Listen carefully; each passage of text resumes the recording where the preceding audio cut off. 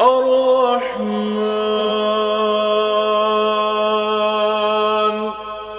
علم القرآن خلق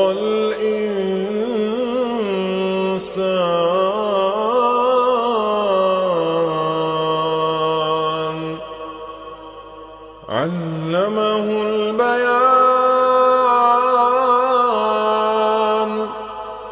الشمس والقمر بحسبان والنجم والشجر يسجدان والسماء رفعها ووضع الميزان ألا تطغوا في الميزان وأقيموا الوزن بالقسط ولا تخسروا الميزان والأرض وضعها للأنام فيها فاكهة والنخل ذات الأكمام والحب ذو العصف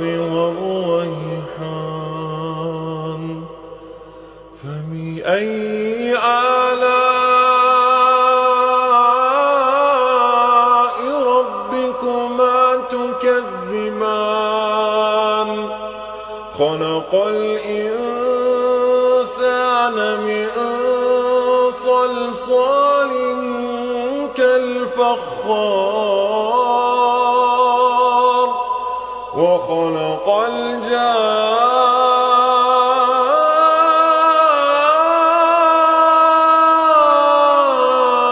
الجان من مارج من نار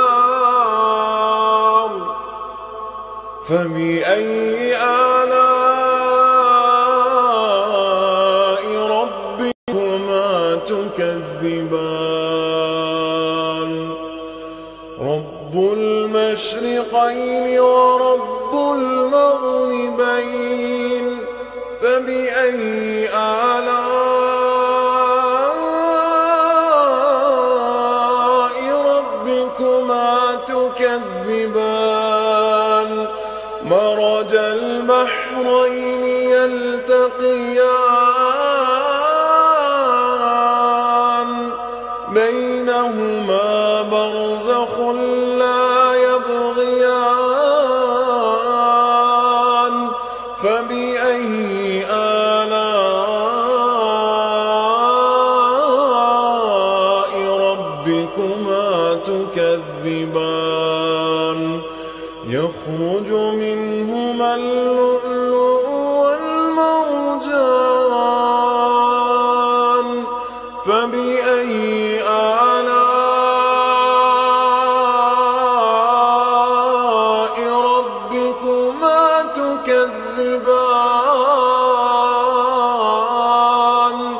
وله الجوار المنشآت في البحر كالأعلام فبأي آلاء ربكما تكذبان فبأي آلاء ربكما تكذبان